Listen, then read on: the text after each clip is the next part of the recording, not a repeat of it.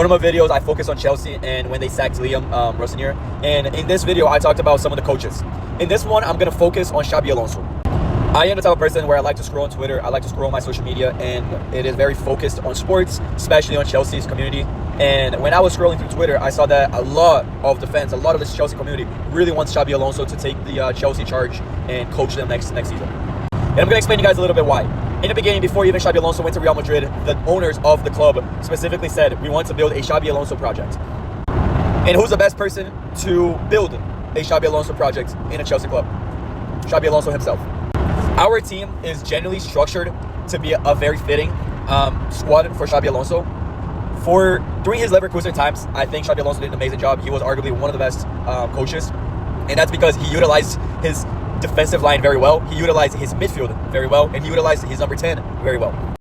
Don't let his time in Real Madrid deceive you.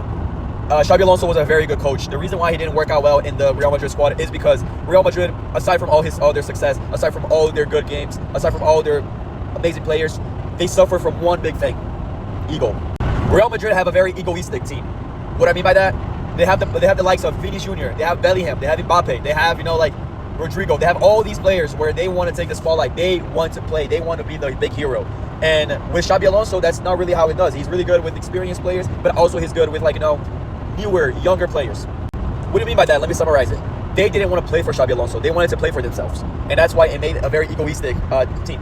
The reason why I don't think Xabi Alonso also didn't work on the Real Madrid squad is because Real Madrid, they always run more of a offense-forward type of team with 4 forwards and less focus on the midfield. More focus on the wings, less focus on the midfield. Why do I think Chelsea will work out perfectly? Because we run in our midfield. And that's exactly the type of project, the type of team, the type of plays that Xabi Alonso likes to do. I think, in my opinion, we have the best defensive midfielder in the whole entire world, being Caicedo. Caicedo is an animal. We have one of the best distributors, one of the best passers. We have one of the best midfielders in the world as well, being Enzo Fernandez. And we also have Cole Palmer as a number 10, which we've seen Cole Palmer in his best moments, and we know he's unbelievable. So you give these 2 midfielders to Xabi Alonso. You give this Palmer, where we've seen Xabi Alonso strive with a number 10 being Wirtz. So we've got one of the best outside backs as well, and he used to utilize the outside backs very well, being Reece James and also Cucurella. And we have very young players like Joel Hato. So that's why, in my opinion, I think Xabi Alonso will fit very well. I think we have the structure, we have the team that he needs it. All we need to do really is just add some more experienced players. I think we have to add 1 more experienced player, or maybe 2 on the defense. I think our center backs are lacking. I think our midfield, to be honest, is very good. And I think if we just add another very experienced player in the wing or as a striker in our team, that could very much help him.